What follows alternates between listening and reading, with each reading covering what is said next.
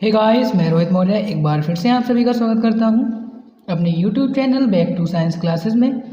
जैसा कि आप सभी को पता है, इसमें हम 10th क्लास साइंस एनसीईआरटी को कवर कर रहे हैं, साथ ही साथ हम 9th क्लास साइंस एनसीईआरटी को कवर कर रहे हैं।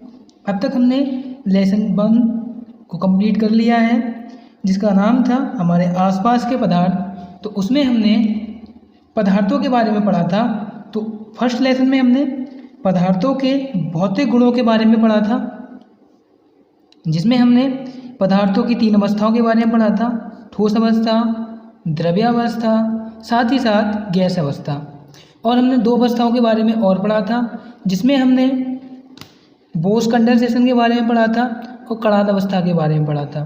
तो आज का जो हमारा लेक्चर होने वाला है वो लेसन 2 के लिए होने वाला है, जिसमें हमें पढ़ना है हमारे आसपास के पदार्थ शुद्ध हैं या नहीं हैं। तो जो हम पदार्थ का वर्गीकरण करेंगे आज, जो भी अध्ययन करेंगे आज तो वो हम रासायनिक गुणधर्मों के आधार पर करेंगे। तो बिना टाइम गवाते हुए हम अपने लेक्चर को शुरू करते हैं। उससे पहले यदि आपने हमारे चैनल को सब्सक्राइब नहीं किया है तो प्लीज़ चैनल को सब्सक्राइब करें, साथ ही साथ बेल आइकन को प्रेस कर दें। और यदि आपने अभी तक अपनी नोटबुक नहीं निकाली है तो नोटबुक निकाल लें, जिससे कि जो भी यहाँ पे मैं टॉपिक बताऊँ वो आप अपनी नोटबुक पर नोट करते रहें। तो आइए शुरू करते हैं। तो हम पदार्थों का वर्गीकरण करेंगे, जिसमें हम पदार्थों के बारे में रासायनिक गुणधर्मों के आधार पर बात करेंगे। तो इसको हमने 2 भागों में बांट लिया है: वे पदार्थ जो शुद्ध होते हैं और उसी के साथ साथ कुछ मिश्रण भी होते हैं। तो पदार्थ जो शुद्ध होते हैं उनको भी हमने 2 प्रकार से वर्गीकृत कर लिया है। पहला तत्व, तो हम तत्व के बारे में भी जानेंगे, साथ ही साथ यौगिकों के बारे में भी हम अध्ययन करेंगे। तो यदि तत्व की बात करें तो तत्व के अंतर्गत हमारे जितनी भी धातुएं हैं, अधातुएं हैं और साथ ही साथ उपधातुएं हैं, ये सारी की सारी हमारे तत्व के अंतर्गत आती हैं। तो सबको हम बारी बारी से अच्छे से पढ़ेंगे। साथ ही साथ यदि हम दूसरे प्रकार की बात करें तो इसमें हमारा मिश्रण आ जाता है, मिक्सचर। जो हमारा मिक्सचर है ये आ जाता है। तो मिक्सचर हमारा 2 प्रकार का होता है, समांगी और विषमांगी। इन दोनों को बारी बारी से पढ़ेंगे। तो आइए शुरू करते हैं।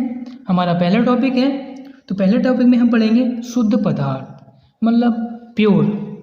अब शुद्ध का नाम आ रहा है तो शुद्ध से प्रायः आशय क्या होगा, जिसमें इम्प्योरिटी ना हो या जो एक ही प्रकार का हो। इम्प्योरिटी क्या होती है? अशुद्धि होती है। किसी भी चीज़ में अगर हम अशुद्धि की बात करें तो क्या होता है? अशुद्धि अगर हम बात करें तो अगर किसी चीनी है, चीनी में हमने मिट्टी मिला दी या रेता मिला दिया, तो चीनी में क्या मिला दी हमने? अशुद्धि मिला दी। मतलब चीनी एक प्रकार की अलग थी, साथ ही साथ हमने उसमें क्या मिला दी? रेता या मिट्टी मिलाई। तो मिट्टी का व्यवहार अलग है, मिट्टी के अणु अलग हैं, चीनी के अणुओं की बनावट अलग है। तो मतलब अगर हम शुद्ध पदार्थ की बात करें तो इसमें हम क्या बात करेंगे कि जिनके जो अणु होते हैं, जिसके सभी कण जो भी होते हैं रासायनिक प्रकृति में समान होते हैं।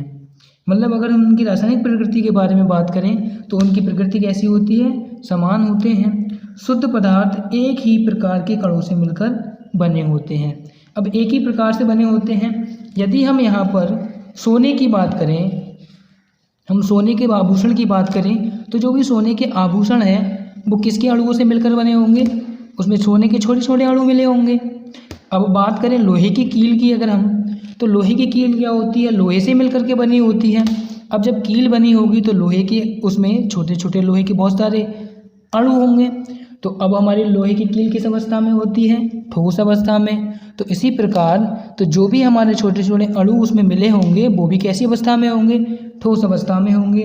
तो यहाँ से ये बात सिद्ध होती है कि जो भी पदार्थ होते हैं वो एक ही प्रकार के कणों से मिलकर के बने होते हैं। उनकी जो अवस्था होती है एक ही होती है। सभी तत्व, सोना, लोहा तथा सभी यौगिक। अब हम यौगिकों की भी बात करें, यौगिक के अंतर्गत हमारे आ जाता है चीनी आ जाती है, मीथेन गैस आ जाती है। तो कैसे कहलाते हैं? शुद्ध पदार्थ की श्रेणी में आते हैं। तो आई होप आपकी समझ में आया होगा शुद्ध पदार्थ क्या होते हैं। तो आप इसे नोट डाउन कर सकते हैं। तो आगे हम अपने टॉपिक पे बढ़ते हैं। तो हमने शुद्ध पदार्थ के बाद हम पढ़ेंगे अपना अगला टॉपिक तत्व के बारे में, कि हमारा तत्व क्या होता है। यदि हम तत्व की बात करें तो तत्व हमारा वह सरलतम कण है जो रासायनिक अभिक्रिया के बाद सबसे सूक्ष्मतम और सरलतम कण है जिसको हम तोड़ नहीं सकते।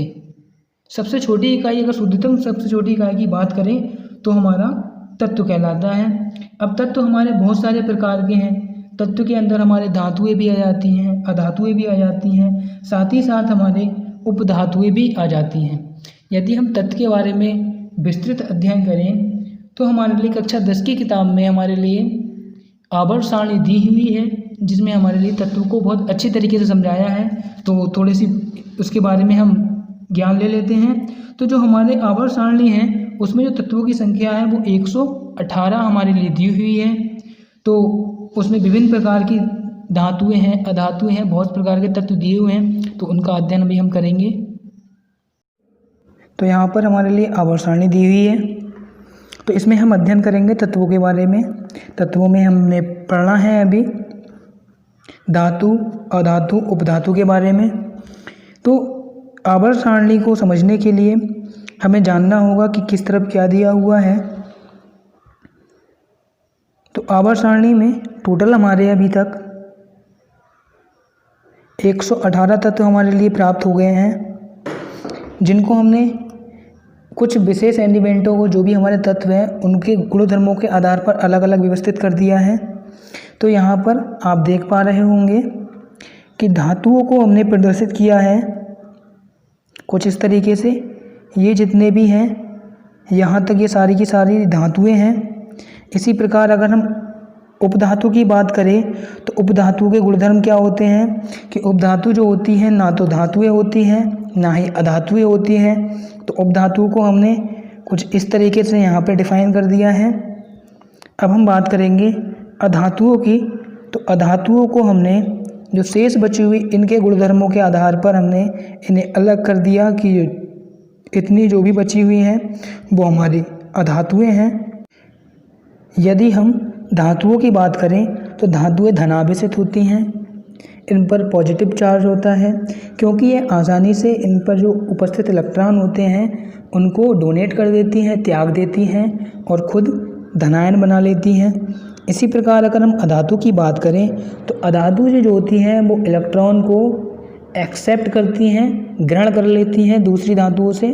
तो ये अधातुएं क्या होती हैं, दूसरी धातुओं से इलेक्ट्रॉनों को ग्रहण करती हैं, तो इन पर माइनस का चार्ज आ जाता है, क्योंकि ये ऋण उधार ले लेती हैं, तो इन पर ऋणावेश होता है। अब आगे हम बात करते हैं उपधातु के बारे में। तो उपधातुएं क्या होती हैं, धातु और अधातुओं का मिला जुला रूप होती हैं। ये दोनों प्रकार की कंडीशन को शो करती हैं। तो आई होप आपके समझ में आया होगा। तो ये कुछ छोटा सा परिचय था हमारे धातु, अधातु, उपधातुओं के बारे में। तो आगे हम बढ़ते हैं अपने टॉपिक पे। तो तत्वों के बारे में आपने अभी विस्तृत अध्ययन किया, जिसमें हमने आवर्त सारणी के बारे में पढ़ा। आवर्त सारणी में विभिन्न प्रकार के तत्व दिए हुए थे, जिसमें हमने धातु, उपधातु, अधातुओं के बारे में अध्ययन किया। तो आगे हम बढ़ते हैं यौगिक के बारे में पढ़ेंगे। तो यौगिक कंपाउंड जो हमारे होते हैं, यौगिक को अंग्रेजी में कंपाउंड बोलते हैं। तो यौगिक क्या होते हैं इसके बारे में पढ़ेंगे कि दो या दो से अधिक तत्व एक निश्चित अनुपात में मिलते हैं तब एक शुद्ध पदार्थ बनाते हैं, जिसे हम क्या कहते हैं, यौगिक कहते हैं। इसे समझेंगे। जो इसका उदाहरण है वो जल है, जो उदाहरण है वो हमारा जल है। इनने क्या कहा कि दो या दो से अधिक तत्व मिलकर, यौगिक में दो या दो से अधिक तत्व होंगे। पहली कंडीशन तो ये हो गई एक निश्चित अनुपात में। अब बात आती है निश्चित अनुपात। यदि हम यहाँ पर जल के बारे में बात करें तो जल दो चीज़ों से मिलकर बना है, हाइड्रोजन, जिसमें हाइड्रोजन के दो अणु हैं, और हमारा ऑक्सीजन, ऑक्सीजन का हमारा एक अणु है। तो देखो यहाँ पे क्या अनुपात रहा है इनका अगर हम बात करें तो इसमें जो अनुपात रहा इसका, दो हाइड्रोजन के अणु थे, हाइड्रोजन के हमारे दो अणु थे, ऑक्सीजन का हमारा एक अणु था। तो इनका जो अनुपात रहा टू अनुपात बन रहा। तो इनका जो अनुपात रहा, हमारा अनुपात रहा 2:1। जो हमने हाइड्रोजन ली वो हमने दो अणु लिए, जो ऑक्सीजन लिया हमने एक अणु, तो हमारा मिलकर के क्या बना, एक जल का अणु। तो ये एक निश्चित अनुपात में हो। तो आई होप आपके समझ में आया होगा। तो जो भी यौगिक होते हैं, यौगिकों में जो तत्वों का अनुपात होता है वो निश्चित होता है, जिसका उदाहरण है हमारा जल। तो आई होप आपके समझ में आया होगा। तो आगे हम बात करते हैं, हमारा जो अगला टाइप है तो उसमें हम बात करेंगे मिश्रण के बारे में। तो बहुत ही इम्पोर्टेंट टॉपिक है मिश्रण के बारे में, जो आपकी बुक में दिया हुआ है। तो मिश्रण के बारे में हम समझेंगे। मिश्रण को मिक्सचर कहते हैं। अब मिक्सचर तो आपने देखा ही होगा कि अगर हम दो या दो से अधिक यौगिक मिला दें या तत्वों को मिला दें तो हमारा मिक्सचर बन जाता है। जैसे यदि हमने नमक में चीनी मिला दी तब भी हमारा एक मिक्सचर प्राप्त हो गया। यदि हमने पानी लिया, पानी में कुछ चीनी मिलाई, साथ में नमक भी मिला दिया, तो ये भी हमारा एक मिक्सचर प्राप्त हो गया। तो आइए इसको समझते हैं परिभाषिक रूप पे। तो मिक्सचर क्या होता है? मिश्रण एक पदार्थ है। पहली बात, मिश्रण एक पदार्थ है जो दो या दो से अधिक तत्वों अथवा यौगिकों का क्या है, रासायनिक रूप से संयुक्त बना हुआ होता है। मतलब जो भी दो या दो से अधिक चीज़ें होती हैं, या तो उसमें यौगिक होंगे या तत्व होंगे, उनसे मिलकर के बना होता है, जो रासायनिक रूप से संयुक्त होते हैं। क्या कहलाते हैं? मिश्रण कहलाते हैं। जैसे हमारी वायु है, जल वाष्प है, ये हमारे काय के उदाहरण हैं? मिश्रण के उदाहरण हैं। तो यदि हम मिश्रण के बारे में और अध्ययन करें तो मिश्रण जो है वो हमारे दो प्रकार के होते हैं। मिश्रण हमारे दो प्रकार के होते हैं। पहला जो मिश्रण हमारा होता है समागी मिश्रण होता है, जिसे हम होमोजीनियस मिक्सचर कहते हैं। इसी प्रकार जो हमारा विषमागी मिश्रण होता है उसको हम हेट्रोजीनियस कहते हैं। ये हमारे दो प्रकार के मिक्सचर होते हैं। तो अब हम इनके बारे में विस्तृत अध्ययन करेंगे। तो जो हमारे समागी मिश्रण होते हैं उनके बारे में हम समझ लें कि जो समागी मिश्रण होते हैं, समागी मिश्रण कैसे होते हैं? यदि हमने किसी बीकर में कुछ जल ले लिया, मतलब H2O ले लिया, साथ ही साथ हमने इसके अंदर 5 ग्राम चीनी मिला दी, तो पहले इसका जो लेवल था वो कितना था? इतना था। हमने क्या किया, जो चीनी के अणु थे वो हमने चीनी के अणु इसके अंदर डाल दिए। तो जो चीनी के अणु थे वो चीनी के अणु इसकी तली पर कुछ इस तरीके से बैठ गए। अब क्या हुआ, हमने इसको एक चम्मच की हेल्प से हमने क्या किया, ऐसे इसको हमने शेक कर दिया, मतलब इसे हमने घोल दिया। इसको हमने घोल दिया। जब हमने ये घोला तो जो हमारे चीनी के अणु थे वो चीनी के अणु क्या हुआ, जल के जो हमारे अणु थे,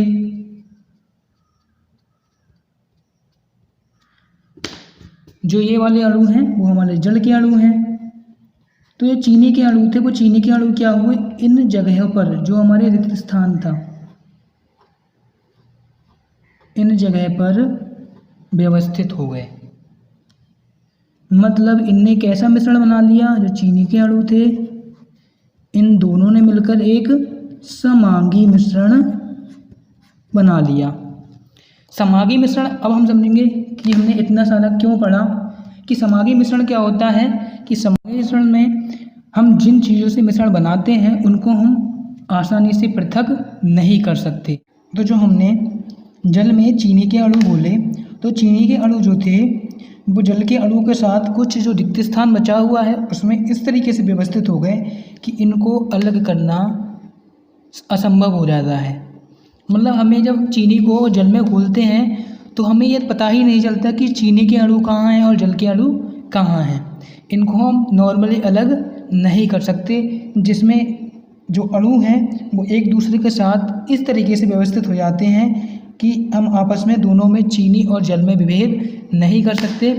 तो जो ऐसे मिश्रण होते हैं वो मिश्रण हमारे प्रायः समांगी मिश्रण कहलाते हैं।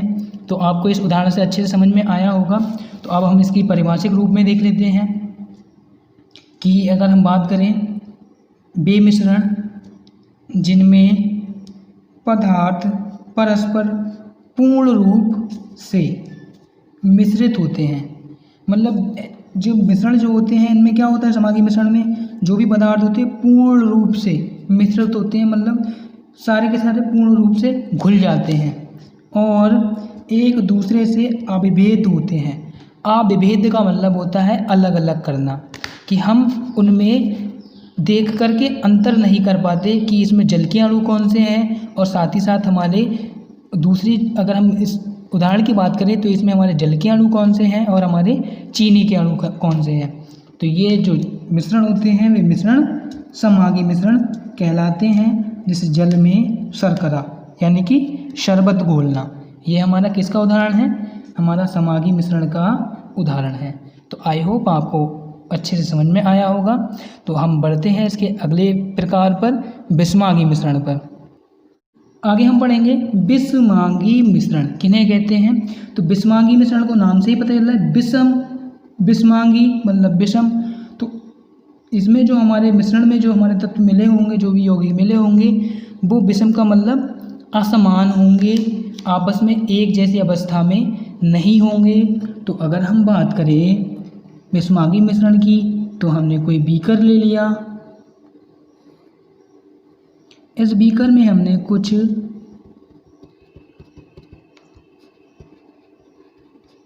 जल ले लिया और साथ ही साथ हमने इसमें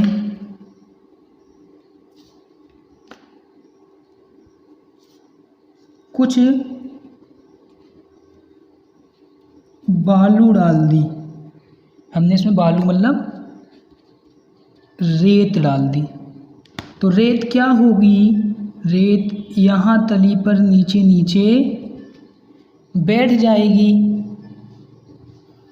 यदि हम इसको किसी स्पून या चम्मच की सहायता से इसे मिक्स कर दें तो क्या होगा, जो रेत के कण थे वो पूरे में असमान रूप से छोटे छोटे कणों के रूप में वितरित हो जाएंगे।